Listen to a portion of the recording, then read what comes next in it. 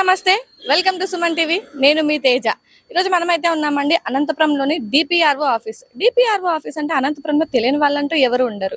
కానీ మనం ఈరోజు డిపిఆర్ఓ ఆఫీస్కి రావడానికి గల ప్రధాన కారణం ఏంటంటే, అసలు జర్నలిస్టులు అంటే ఎవరండి? జర్నలిస్టులు అంటే ఉదయం రాత్రి తేడా లేకుండా ప్రజలకు ఎప్పటికప్పుడు తాజా సమాచారాన్ని అందించాలని ఒక బాధ్యతగా వ్యవహరించే వ్యక్తులు. అలాంటి జర్నలిస్టులకు అక్రిడేషన్ కార్డులు అనేవి ఈరోజు అందరి ద్రాక్షగా మారాయి.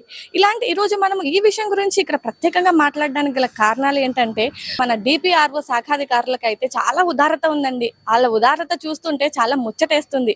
అవును, మరి కలం పట్టి వార్తలు రాసే జర్నలిస్టుల కంటే అసలు జర్నలిజం స్పెల్లింగ్ కూడా తెలియని వాళ్ళ మీద మన డిపిఆర్ఓ గారికి ఎక్కడ లేని ప్రేమ పుట్టుకొచ్చింది.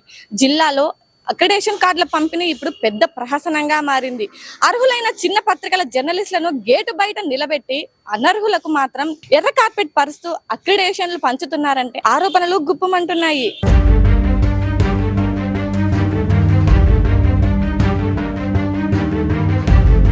చిత్రం ఏంటంటే, ఈ అక్రిడేషన్ల స్కెచ్ గీయడానికి జిల్లా సమాచార శాఖకు ఒక ప్రత్యేకమైన ద్వయం దొరికిందట.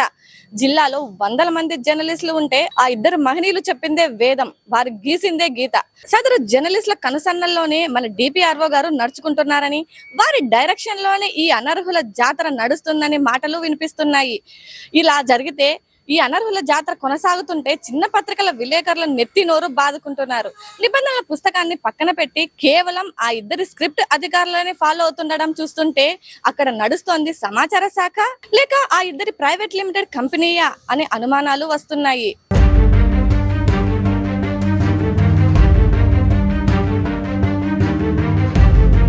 మొదటి విడతలోనే తలాతోకలు లేని విధంగా కార్డులు పంచి సీనియర్ల నుంచి కలెక్టర్ వరకు ఫిర్యాదులు వెళ్ళినా మన అధికారుల తీరు ఎలా ఉందో తెలుసా?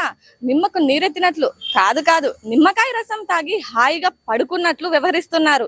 పోనీ తప్పు తెలుసుకుని రెండో విడతలైనా సర్దుకుంటారా అంటే అబ్బే ఛాన్సే లేదండి. జూన్ 4వ తేదీన మళ్ళీ కమిటీ మీటింగ్ పెట్టుకొని పాత తప్పులని యథావిధిగా రిపీట్ చేయడానికి సిద్ధమవుతున్నారు.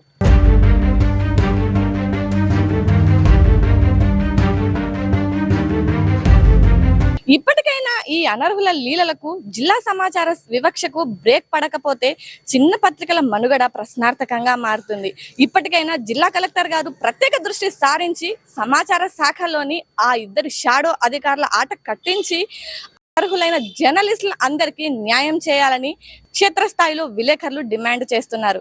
చూడాలి మరి కలెక్టర్ గారి ఎంట్రీతోనైనా ఈ అక్రిడేషన్ గందరగోళానికి తెరపడుతుందో లేదో.